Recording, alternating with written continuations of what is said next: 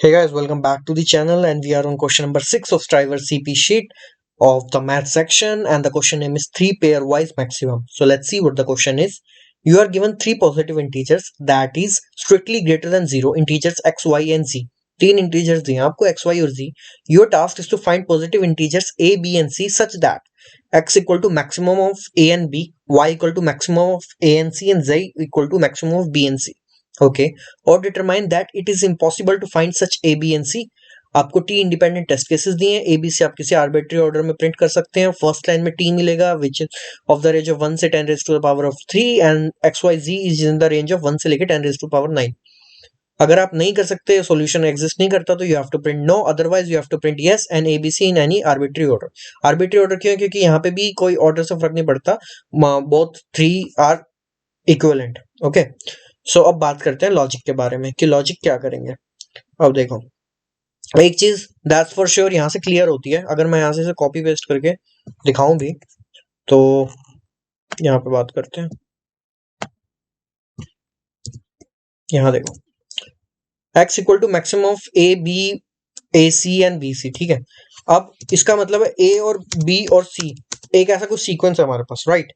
अब देखो, इस सीक्वेंस में ऐसा होगा कि एक नंबर तो सबसे बड़ा होगा, 2 नंबर भी सबसे बड़े हो सकते हैं और 3 नंबर भी. इससे मैं क्या कहना चाह रहा हूँ, ऐसा हो सकता है कि 1 2 और एक नंबर 3 हो. ऐसा हो सकता है कि 1 1 वो 1 3 एंड 3 हो. ऐसा हो सकता है कि तीनों नंबर ही बराबर हो. ये तीन ही केस हो सकते हैं ना, एक नंबर तो बड़ा मिलेगा ही. Okay got it. अगर एक नंबर बड़ा है, लेट्स जस्ट से वो सी है, सी नंबर सबसे बड़ा है इन तीनों केसेस में. तो अब देखो, यहाँ पे y equal to maximum of A and C and z equal to maximum of B and C. इसका क्या मतलब आ रहा है? इसका मतलब ये आ रहा है कि y और z बराबर आएंगे. अगर c जो है सबसे बड़ा नंबर है तो y और z बराबर आने वाले हैं, that would be equal to c. ठीक है, तो ये हमारा केस भी क्लियर हो गया. अब इससे हमें क्या पता चल रहा है? इससे हमें ये पता चल रहा है कि जो भी यहाँ पे सीक्वेंस मिलेगा ना, उसके अंदर 2 नंबर सेम आएंगे. ये ठीक है. अब क्या वो 2 नंबर स्मॉल भी हो सकते हैं? इसका मतलब है अगर सीक्वेंस ऐसा हो 1 1 3, अगर सीक्वेंस ऐसा है 1 1 एंड 3, तो इससे हमें पता चल रहा है कि जो भी हमें क्वेश्चन में गिवन होगा ना, उसके अंदर जो बड़े नंबर होंगे वो सेम होंगे.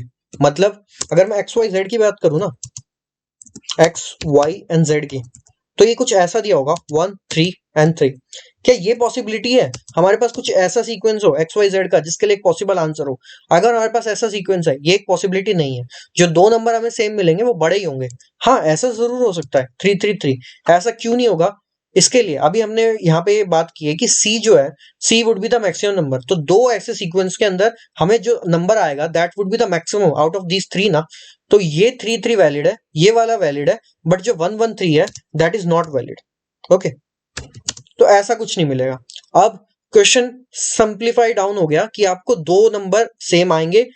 ठीक है, एंड दैट 2 नंबर, यहां पे लिख लेता हूं मैं, sorry but 2 number same, those 2 number would be greatest. ठीक है, इतना क्लियर हो गया. 2 number same, 2 number to be greater. अब अगर सॉल्यूशन मिल रहा है तो वो सॉल्यूशन क्या होगा, अब उसके बारे में बात करते हैं. ठीक है, तो एक नंबर तो फिक्स हो गया, that would be the greatest. ठीक है, अब बचती है बात बाकी 2 सॉल्यूशंस के बारे में, राइट. अब देखो, यहाँ पे अगर हमने सी फिक्स कर दिया, सी कोई भी बड़ा नंबर है, यहाँ पे सी फिक्स हो गया. ए और बी के बारे में बात चलती है. तो ए और बी यहाँ पे मैक्स आउट हो रहा है. ठीक है, ए और बी, तो जो ग्रेटेस्ट 2 नंबर ग्रेटेस्ट आ रहे थे, तो जो भी लेफ्ट आउट बच गया that would be our answer of this A and B. तो मैं लेफ्ट आउट को ए भी बना सकता हूँ या मैं बी भी बना सकता हूँ. ठीक है, अगर मैं ए बना लेता हूं तो जो दूसरा नंबर होगा बी होगा, वो होगा लेफ्ट आउट -1. अगर मैं बी को लेफ्ट आउट बना लेता हूं तो ए होगा, वो होगा लेफ्ट आउट -1. बट यहाँ पे एक इशू है, अगर ए 1 हुआ तो बी हो जाएगा 1 a -1, that is 0. 0 is not possible. तो मैं दोनों को भी तो लेफ्ट आउट बना सकता हूँ ना. देखो, लेफ्ट आउट ग्रेटेस्ट से तो हमेशा कम ही होगा, राइट.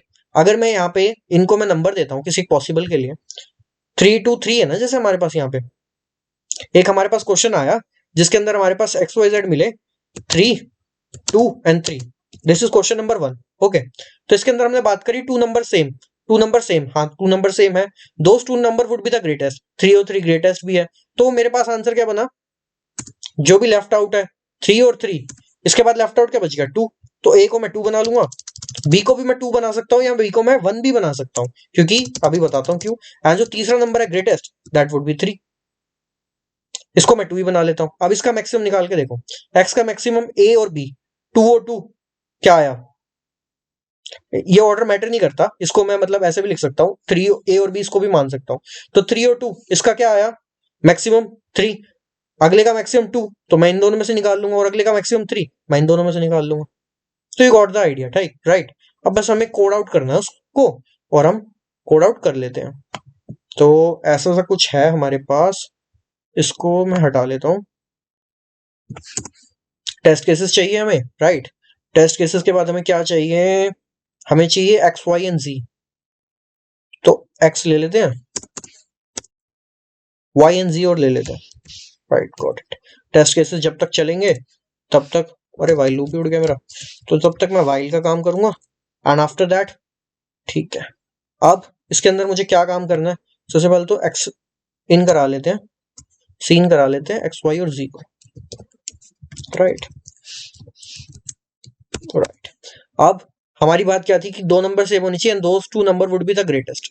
तो देखो, दो number same, those two would be the greatest. Order मेरे पास कुछ ऐसा है, एक्स वाई एंड जी। मैं कंपेयर कर लेता हूँ ना, अगर मेरे पास एक्स बड़ा नंबर है वाई से, तो ये बन जाएगा स्वैपिंग करा के वाई एक्स जेड, ठीक है। अब अगर मेरा एक्स जेड से भी बड़ा है, तो बन जाएगा वाई जेड एंड एक्स।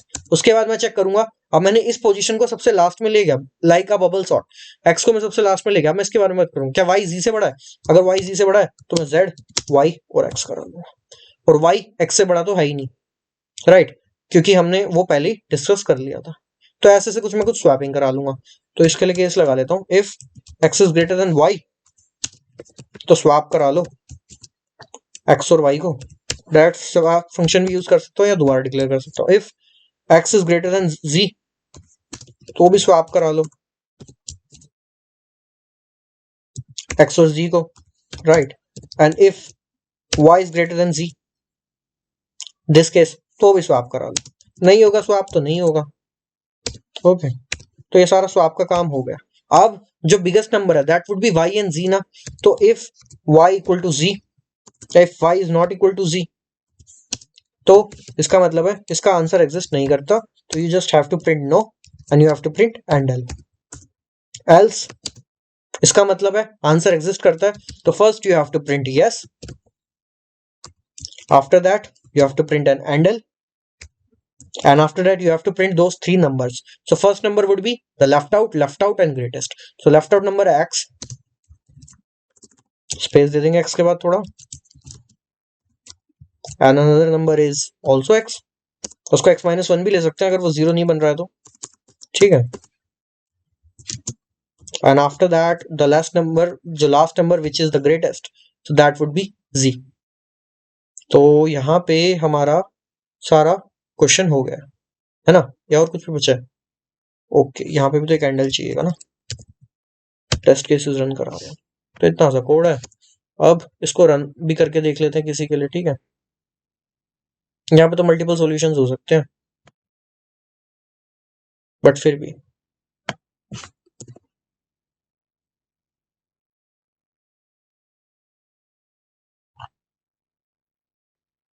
तो हमें दो के लिए और लास्ट के लिए यस मिल रहा है। पहले तो हम इतना वेरीफाई कर लेते हैं, दो के लिए और लास्ट के लिए यस मिल रहा है, ठीक है।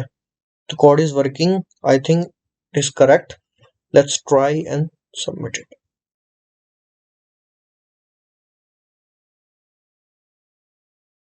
This is question number 6. Let's try to submit it.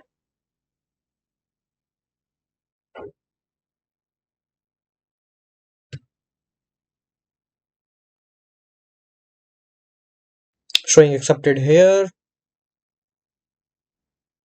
and accepted. So yeah, that's it guys. If you find this video helpful, just like and share it with your friends. Also, make sure you also subscribe to the channel. See you in the next one.